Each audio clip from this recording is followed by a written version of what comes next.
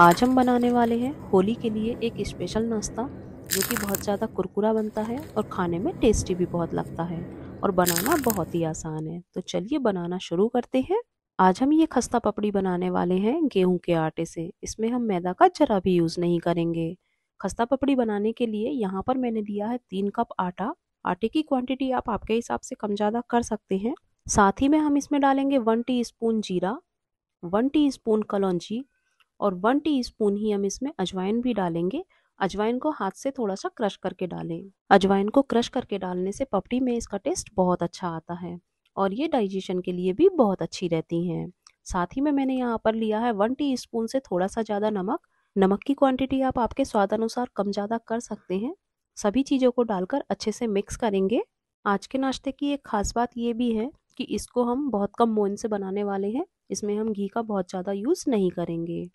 आटे को अच्छे से मिक्स करने के बाद हम इसमें डालेंगे 6 से 7 टीस्पून ऑयल। ऑयल की जगह आप घी का भी यूज़ इसमें कर सकते हैं। मैंने यहाँ पर रिफाइंड का यूज़ किया है। आप यहाँ पे रिफाइंड या घी जो आपका मन हो वो यूज़ कर सकते हैं।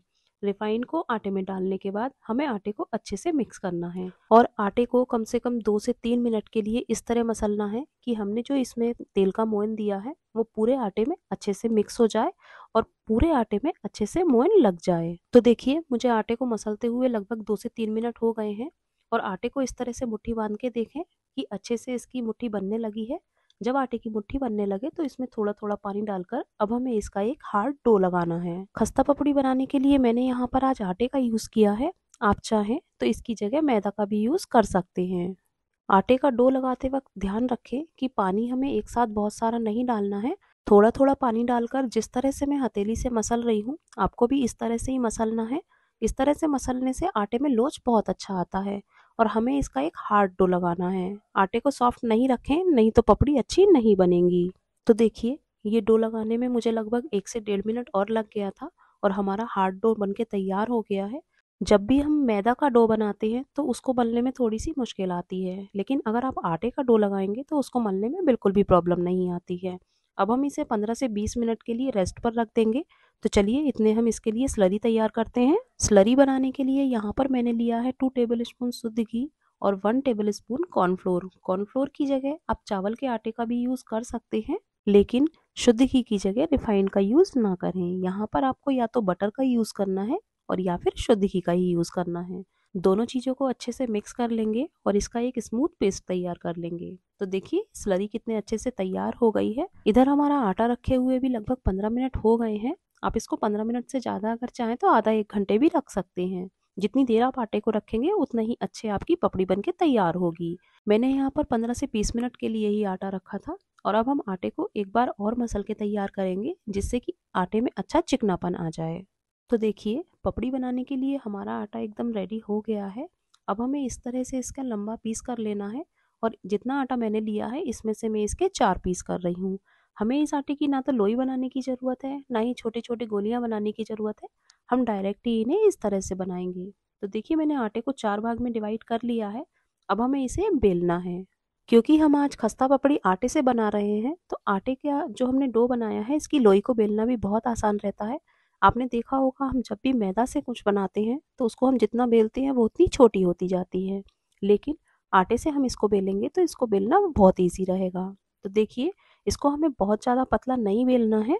इसको बेलते वक्त ध्यान रखें कि हमें इसे कहीं से ज़्यादा मोटा और कहीं से पतला नहीं रखना है। पूरा एक सा ही बेलें और इसको एक बार फोल्ड करके देख लें कि अच्छे से बेल गया है या नहीं। तो देखिए हमारी चपाती अच्छे से बेल गई है। अब हमने जो इसके लिए स्लरी बनाई थी वो 1 टीस्पून स्लरी हम इस पे डालेंगे और हमें पूरे में इसको अच्छे से फैलाना है। और इसको फैलाने के लिए आप स्पून की जगह अपनी उंगली का ही इस्तेमाल करें। उंगली से अगर आप इसको इसमें लगाएंगे ना तो ये बहुत अच्छे से लग जाएगी। और हमें स्लरी को बहुत ज़्यादा नहीं लगाना है क्योंकि जब हम इसे फोल्ड करेंगे तो इस पे जो ज़्यादा लिक्विड लग जाएगा तो वो पूरा बाहर निकल जाता है। तो देखिए मैंने पूरी चपाती पर स्लरी अच्छे से लगा दी है। अब हमें इसे टाइटली फोल्ड करना है। बहुत ज़्यादा लूज़ ना रखें, अंदर गैप ना रहे। इसको धीरे धीरे इस तरह से हम फोल्ड करेंगे। तो देखिए चपाती को टाइटली फोल्ड करते हुए मैंने इसका एक रोल तैयार कर लिया है और रोल को किनारे से अच्छे से चिपका लेना है कि ये खुले ना। तो देखिए रोल तैयार हो गया है।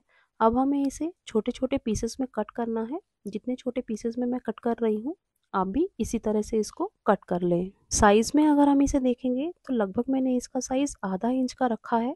आपको भी आधा आधा इंच में ही कट करना है। आधा इंच से ज़्यादा अगर आप इसे रखेंगे तो ये बहुत ज़्यादा बड़े बड़े पीसेस में कट हो जाएंगे। दोनों तरफ के साइड के एक एक पीस को हमें निकाल लेना है क्योंकि वो बहुत पतले रहते हैं। और सारे पीसेस को अब हमें अलग अलग करके रख लेना है। तो देखिए मैंने पीसेस को अलग अलग कर लिया है। आप भी इन्हें इस तरह से ही अलग अलग करके रख लें। अब हमें क्या करना है, हथेली की हेल्प से इन्हें इस तरह से चपटा करना है जिस तरह से मैं इन्हें कर रही हूँ। और आप जब भी ये खस्ता पपड़ी बनाएं तो इन्हें पहले एक बार पूरे बेल लें, उसके बाद इनको चपटा करके रख लें। ऐसा ना करें कि एक एक लोई बेलें और उसके बाद में फिर उन्हें अलग अलग, आपको बनाने में बहुत ज़्यादा समय लग जाएगा। तो देखिए मैंने सारी पपड़ियों को चपटा करके रख लिया है, रोल बना लिया था पहले। अब ये चपटी भी हो गई हैं। अब हमें इन्हें फिर से बेलकर एक छोटी छोटी सी पूड़ी तैयार करनी है। और यहाँ पर भी आप ध्यान रखें कि आप पहले पूरी पूड़ी बेल लें, उसके बाद ही आगे की प्रोसेस करें। और अब यहाँ पर जो हम पूड़ी बेलेंगे तो उनको हमें बहुत ज़्यादा मोटा नहीं रखना है, इनको हमें बिल्कुल पतला पतला ही बेलना है। इन पूड़ियों को बेलने में बिल्कुल भी समय नहीं लगता है। 10 से 15 मिनट में आपकी सारी पूड़ी बेल के तैयार हो जाएंगी। तो देखिए अभी मुझे लगभग 2 ही मिनट हुए हैं और 2 मिनट में मेरी आधी से ज़्यादा पूड़ी बन के तैयार हो गई हैं। तो चलिए अब मैं आपको आगे की प्रोसेस बताती हूँ कि हमें आगे क्या करना है। अब जो हमने पूड़ी बेली है वो हम एक एक करके पूड़ी लेंगे और अपनी पहली फिंगर से जो हमने स्लरी बनाई थी वो थोड़ी थोड़ी सी स्लरी हम एक पूड़ी पर लगाएंगे। पूरी पूड़ी पर स्लरी अच्छे से लगाने के बाद अपनी दूसरी फिंगर से इस तरह से फोल्ड करेंगे और हमें इसको बहुत ज़्यादा प्रेशर नहीं करना है।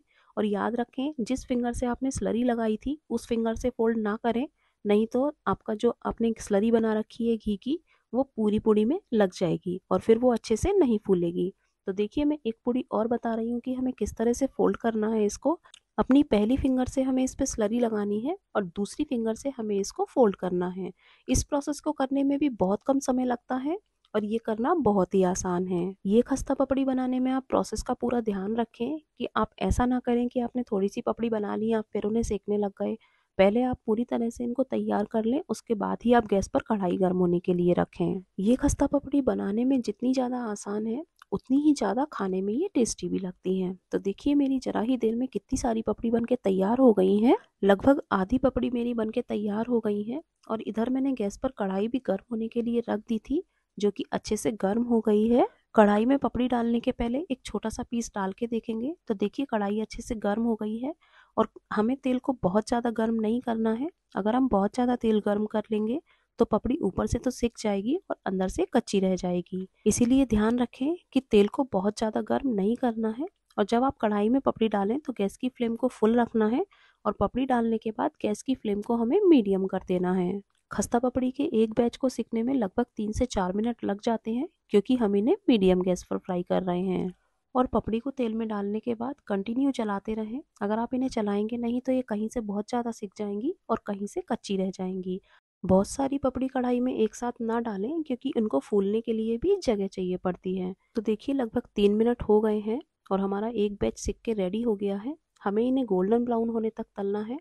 तो देखिए खस्ता पपड़ी के किनारे कितने अच्छे से खुल गए हैं और ये अंदर तक बहुत अच्छे से सिक जाती हैं अगर आप इन्हें मीडियम गैस पर सेकेंगे। अब हम इन्हें कढ़ाई से बाहर निकाल लेंगे और इसी तरह से हमें सारे बैच को सेक लेना है। आप भी इस होली पर एक बार ये खस्ता पपड़ी की रेसिपी ज़रूर ट्राई करिएगा। ये चाय के साथ तो खाने में अच्छी लगती ही है, साथ ही दही चटनी से भी ये पपड़ी बहुत ज़्यादा टेस्टी लगती है। और इन खस्ता पपड़ी की सबसे अच्छी और ख़ास बात ये है कि इन पपड़ी को हमने मैदा की जगह आटे से बनाया है। तो चलिए मैं एक पपड़ी आपको तोड़कर दिखाती हूँ ये कितनी कुरकुरी और कितनी क्रिस्पी बनी है। तो आपको ये आवाज़ सुनकर तो समझ आ ही गया होगा कि ये खस्ता पपड़ी कितनी ज़्यादा कुरकुरी बनी है और कितनी ज़्यादा टेस्टी भी है और अंदर तक भी पूरी तरह से ये अच्छे से सिक चुकी हैं। तो फ्रेंड्स आपको आज की खस्ता पपड़ी की रेसिपी कैसी लगी? अच्छी लगी हो तो लाइक ज़रूर करें और कमेंट भी ज़रूर करें। ऐसी ही नई नई वीडियो मैं मेरे चैनल पर लेकर आती रहती हूँ जिसके लिए हमारे चैनल से जुड़े रहिएगा। तो कल मिलते हैं एक और नई रेसिपी के साथ। धन्यवाद दोस्तों।